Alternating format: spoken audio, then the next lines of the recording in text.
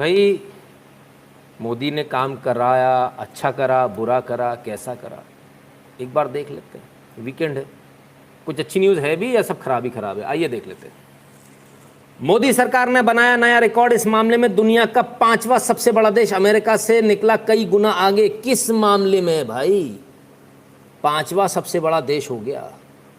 किस मामले में? इस मामले में। कौन से मामले में? दुनिया का 5वां सबसे बड़ा देश अमेरिका से निकला कई गुना आगे। ओहो हो, ऐसा क्या कर दिया? भारत का विदेशी मुद्रा भंडार फॉरेक्स रिजर्व अब तक के इतिहास का सबसे ज्यादा हो चुका है। 600 अरब डॉलर पार कर गया है। 600 अरब डॉलर, 6.82 अरब डॉलर का भारत का विदेशी मुद्रा भंडार इस समय हो चुका है। ठीक है, तो इसको आप समझें। ठीक है, तमाम सारे आंकड़े आपके सामने, दुनिया भर के गोल्ड रिजर्व कितना हो गया, सब कुछ बढ़ता गया। तो विदेशी मुद्रा भंडार जो भारत का है, वो विदेशी मुद्रा भंडार के मामले में भारत 5वां सबसे बड़ा देश है, विश्व का 5वां सबसे बड़ा देश। अब इसको कैसे समझें? इसको ऐसे समझ लीजिए, देखिए मैं आपको एक सिंपल सी भाषा में समझाऊँ। विदेशी मुद्रा भंडार को आप ऐसे समझ लीजिए, आपकी पॉकेट में जो कैश है, पेटीएम में है, क्रेडिट कार्ड में पैसा है ना, सारी चीज़ों में, बैंक में भी है, यूपीआई में भी है, लेकिन पॉकेट में जो कैश है दैट इज़ विदेशी मुद्रा भंडार। ठीक है ना? तो कम से कम पर्स तो इस समय सबसे मोटा अगर किसी का है तो 56 इंच की छाती वाले का, इसकी सरकार ने भारत को 5वां सबसे बड़ा। अच्छा, ये वही देश है? अरे तो कौन सी बड़ी बात हो गई, अभी अभी आएंगे एक आध दो फूफा जाएंगे, कौन सी बड़ी बात हो गई? ये वो देश है जिसने अभी सिर्फ कुछ साल पहले पैसा नहीं था तो गोल्ड रखा था, टनों में रखा था। कितना था वो, कितना था वो, कितना गोल्ड था, इसको मैं भूल गया मैं, क्योंकि आप लोग भी लाइक करना भूल जाते हो। लाइक कर दो यार। तो अभी तो रख रहे थे गोल्ड को, और अब हमारा विदेशी मुद्रा भंडार 600 अरब डॉलर को पार कर गया। 600 अरब डॉलर। मज़ा आया सुनने में? कितने जीरो होते बता देना भाई। देखो मेरी मैथ्स कमज़ोर है, समझा करो आप लोग। विकी मटोलिया जी कहते जय श्री राम सर, दिल्ली सीएम के लिए 2 लाइन। अरे आऊँगा सर, आऊँगा, बिल्कुल बेफिक्र रहो। आज आपको बिल्कुल सबकी बिल्कुल तसल्ली से बैठे हो ना, सब काम धाम निपटा के। ठीक है, आराम से तसल्ली से चलेगा आज का लाइव। ठीक है, वो गोल्ड वापस आ गया क्या यार? ये ललन सिंह जी, मैं आपको जानकारी लेकर बताऊंगा। मेरे ख्याल से शायद नहीं आया है, शायद अभी भी बाहर ही है, पता नहीं, देखना पड़ेगा। 15 जीरो होते किसी ने हिसाब भी लगा लिया। शाबाश, अच्छे होनहार बच्चे हैं हमारे यहाँ। वेरी गुड, पढ़ने लिखने वाले बच्चे हो आप लोग, मेरी तरह कंचे खेलने वाले नहीं। गुड, अच्छी बात है। चलिए ये देखिए आशुतोष शर्मा जी ने डर किसी ने अभी बताया कितने जीरो होते, दूसरे ने 11 जीरो बता दिया। अरे भाई आपस में डिसाइड कर लेना है ना, अब यहाँ कमेंट मत करना कि 11-15 सारे लग जाएंगे। तो विदेशी मुद्रा भंडार 600 अरब डॉलर को पार कर गया। मज़ा आया? थकान दूर हुई हफ्ते भर की कि नहीं हुई? चलो साहब, कुछ तो थकान दूर हुई होगी। थोड़ी और थकान दूर कर देता हूँ। तो विदेशी मुद्रा भंडार ही बढ़ा, उससे क्या हो गया? पैसा ही तो है। अब वो अपने हिंदी में कहावत है ना, पैसा तो आर के पास भी होता है, उससे थोड़ी बाजारों के पास भी होता है पैसा, तो उससे इज्जत थोड़ी मिल जाती है। इज्जत बड़ी कि नहीं बड़ी? पॉइंट, इज्जत बड़ी कि नहीं? आइए, there have been export ban by several G7 member countries that blocked production in other countries and sometimes blocked production in middle income countries, which is essential for production of vaccines for poorest countries. I'll just take one example. India, French president G7 की बैठक में French president ने खुलकर America की धज्जियां उड़ा दी हैं और डंके की चोट पर कहा है कि अमेरिका वो देश है जिसने लोगों की वैक्सीन के लिए रॉ मटेरियल तक रोका, और इसमें मैं सिर्फ एक नाम लूंगा और वो है भारत। भाई कुछ तो जलवा है, G7 में भी भारत का ही जलवा खिंचा हुआ है। मैंने एक ज़माना वो था जब भारत का नाम कब आता था, तुमने कश्मीर में, और भारत नहीं माई बाप अपनी वो देता घूमता था चिट्ठियाँ। नहीं, मैंने ऐसा नहीं किया। अब स्थिति बदल चुकी है, भारत कुछ नहीं करा, भारत तो आराम से अपनी कुर्सी पे बैठा हुआ है। अब लोग चिल्ला रहे हैं ये भारत के साथ गलत हो रहा है, तुम ये गलत कर रहे हो। अमेरिका को खुले तौर पर, खुले मंच से फ्रांस ने इस तरह लताड़ा, मेरी नज़र में पहली बार लताड़ा है। और भारत के लिए तो आज तक किसी ने नहीं लताड़ा, क्योंकि भारत तो वो था, मतलब इसकी हालत तो ऐसी बिल्कुल, वो एकदम एक मरगिल्ला सा आदमी होता ना, उसके साथ कोई खड़ा होता, अरे इसके लिए किसी मतलब का नहीं है। आज भारत कैसा हो गया, आज हुष्ट पुष्ट हो गया, ताकतवर हो गया, 56 इंच का हो गया। आज सबको मालूम है, अरे नहीं यार इसके साथ रहने में फ़ायदा है। आज हर आदमी पीछे पीछे आता है भारत के, तो ये भी आए हैं। तो जिस दबंगी से इन्होंने भारत का पक्ष रखा, ये काबिल तारीफ है G7 के अंदर।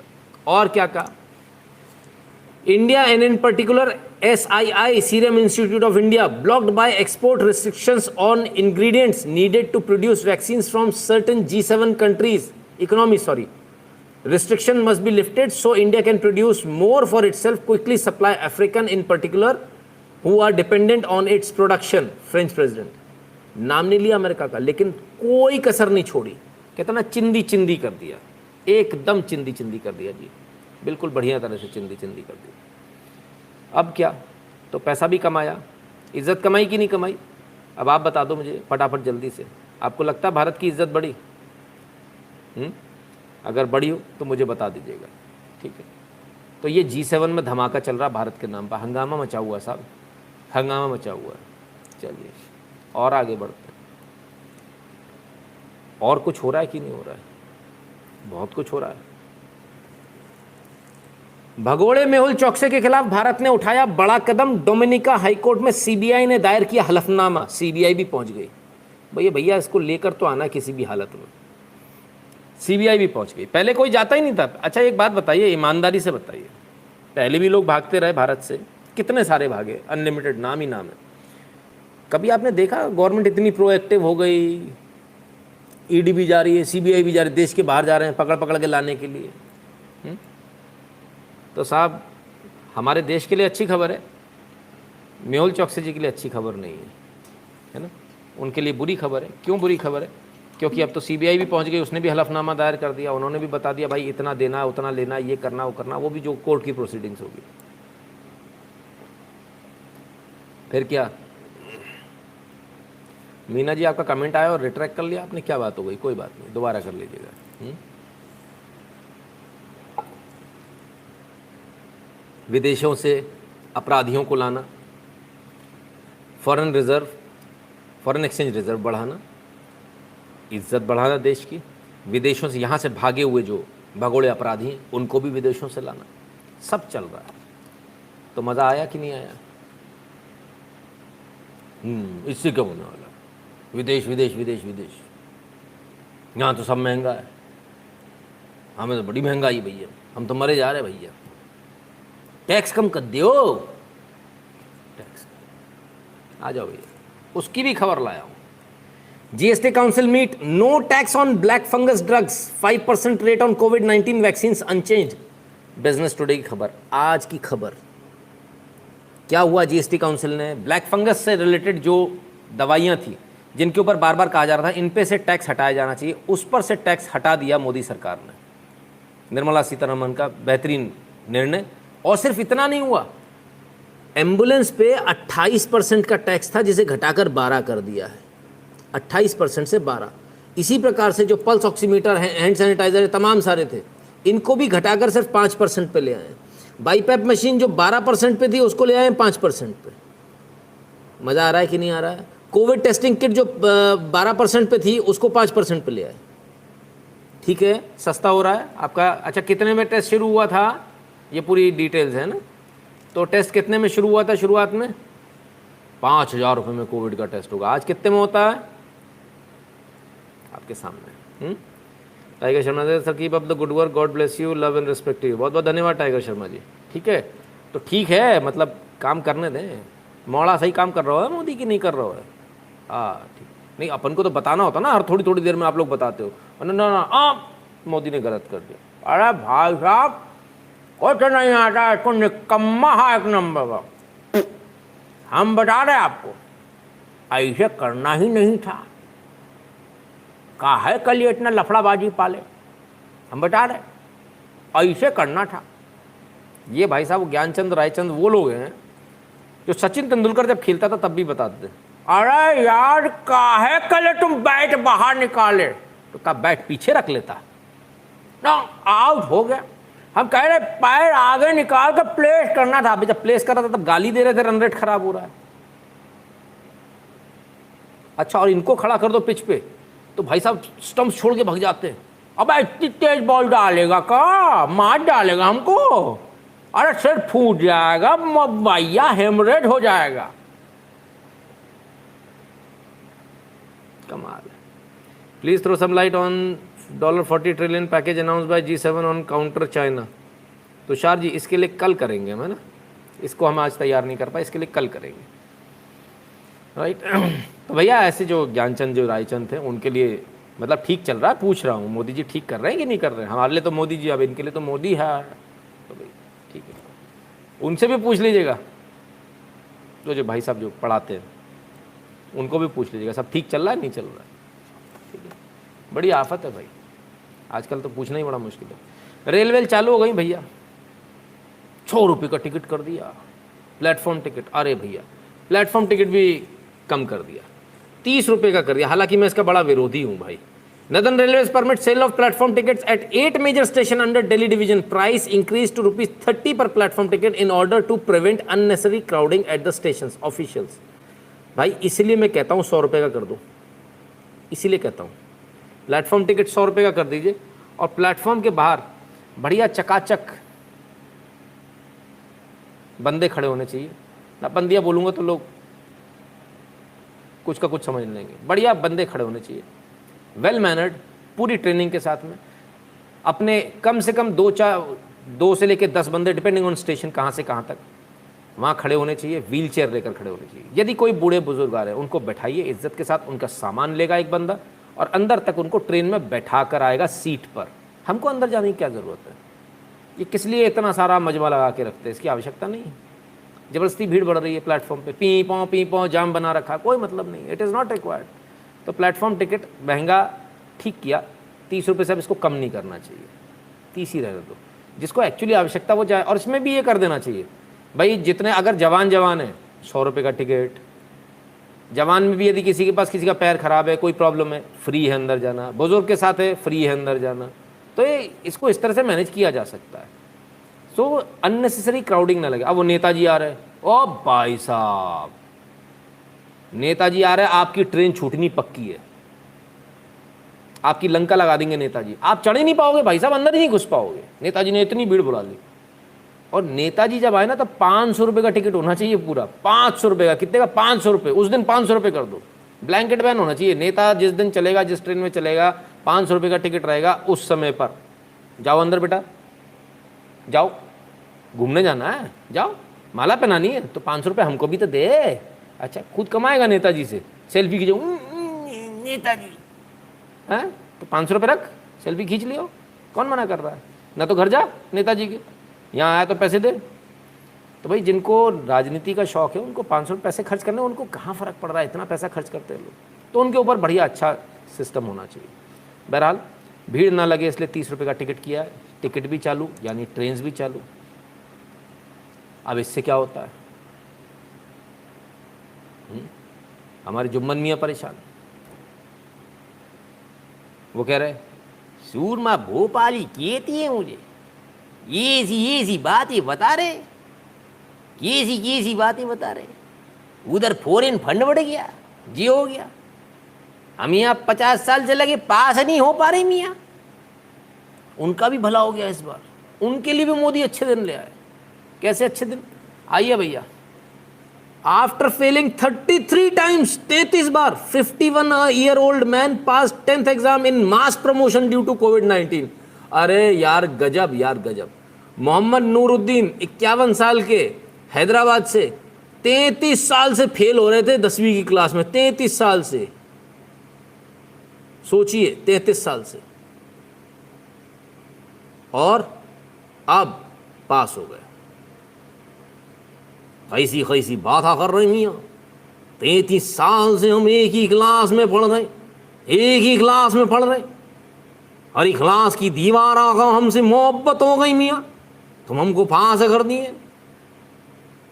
और साहब 1987 से कह रहे मैं इंग्लिश में कमज़ोर था, पास नहीं हो पा रहा था, भलाओ कोविड का। जाओ मोदी सरकार, भाई वोट तो फिर भी नहीं देने वाला है, कोई दिक्कत वाली बात नहीं। मुझे 33 साल से लगे थे भाई साहब, मानना पड़ेगा। मतलब ऐसा नहीं है आप खाली उसी में देखते हो 33 बच्चे ही सोच रहे हो आप, नहीं नहीं, यहाँ 33 साल है, बच्चे नहीं है, 33 साल में। लेकिन बहरहाल मोहम्मद नूरुद्दीन जी को जोक सपाट बहुत बहुत शुभकामनाएं। और उससे भी ज़्यादा बड़ी बात ये कि भाई जिस तरह से आप 33 साल तक आप एग्ज़ाम देते रहे, ये बहुत बड़ी बात है। मतलब 33 टाइम्स एग्ज़ाम देना बहुत बड़ी बात है। आप सबको इससे सबक लेना चाहिए, ये बहुत मोटिवेटिंग चीज़ है, हम सबको इससे सबक लेना चाहिए। जब मोहम्मद नूरुद्दीन कर सकते तो हम क्यों नहीं कर सकते। देखिए वो फेल नहीं हुए, वो लगातार 10वीं की पढ़ाई कर रहे थे, जिस दिन छोड़ देते उस दिन फेल हो जाते, और फाइनली आज किस्मत से ही पास हो गए। कोरोना कुछ लोगों के लिए बहुत बुरा बनकर आया, कुछ लोगों के लिए अच्छा भी बनकर आया। इस बार बहुत सारे बच्चे मज़े में, बहुत सारे वाले बच्चे होते ना फॉर्म भर देते थे, फिर देखते थे चीटिंग की जुगाड़ नहीं हो रही तो एग्ज़ाम देने ही नहीं जाते थे। इस बार वो भी पास हो गए, वो भी कहते बल्ले बल्ले, मज़ा आ गया। हिंदुस्तान में पढ़ाई को इतना बोरिंग और इतना मोनोटोनस बना दिया गया है कि ये स्थिति हो गई है हमारी। खैर भाई अच्छी खबरों में एक खबर ये भी थी,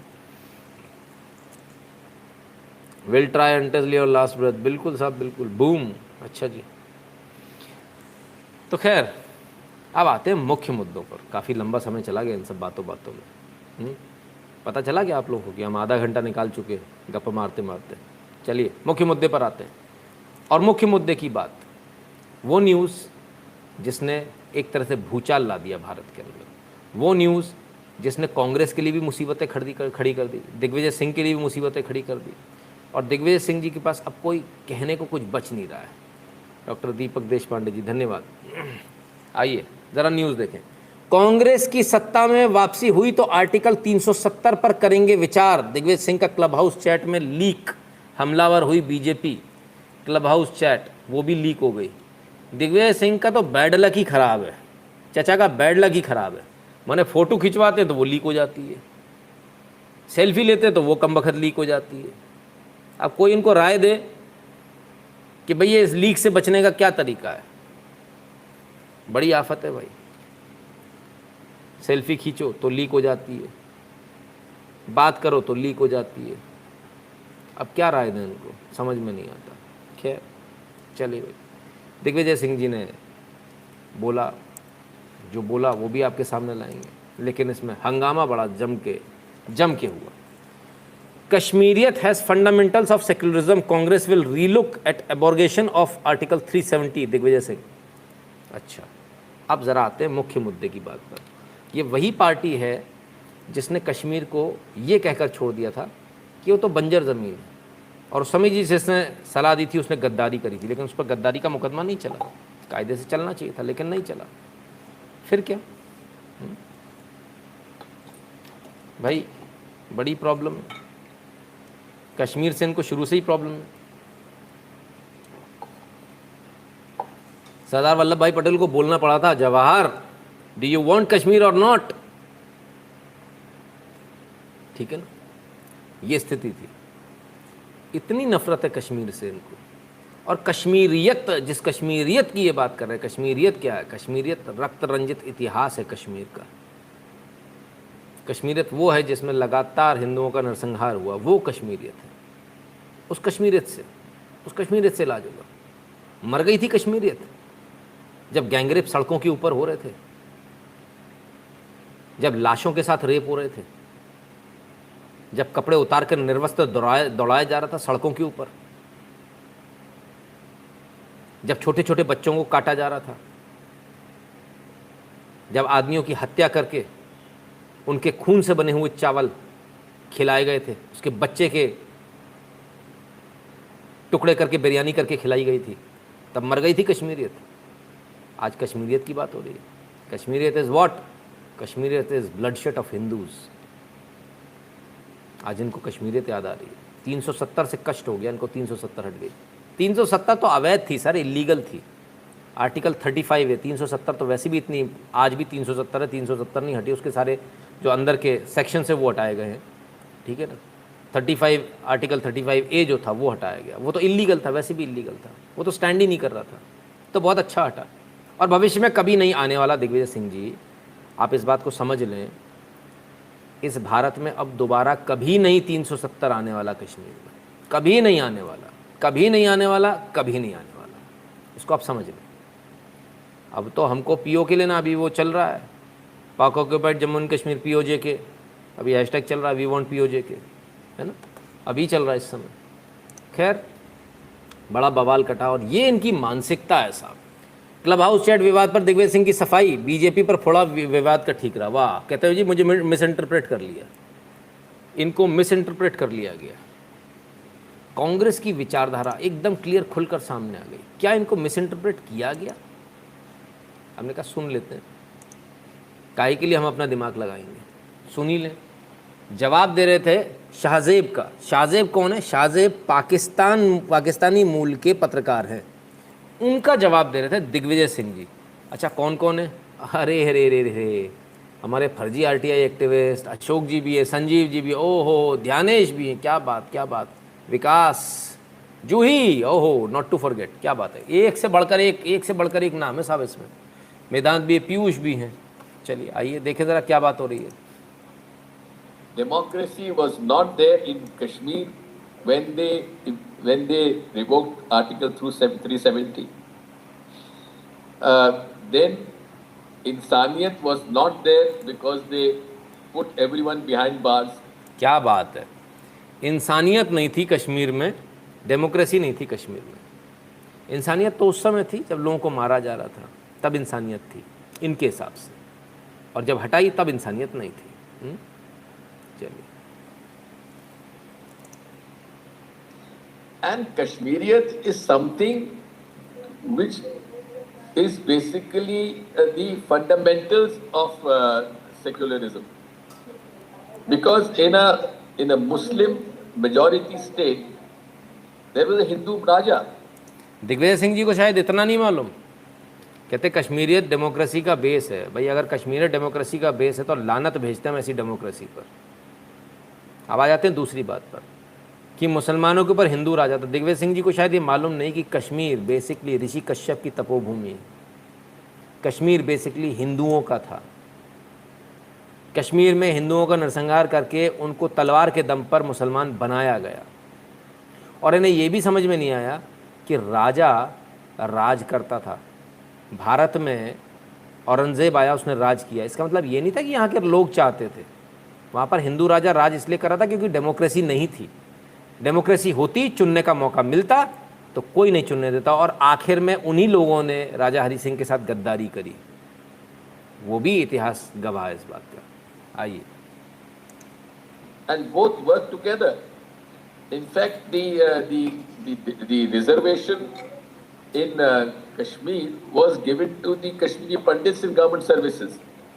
So therefore, the decision of revoking Article 370 and reducing the statehood of J&K is extremely, I would say, sad decision. And the Congress party would certainly have to have a relook on this issue. Thank you.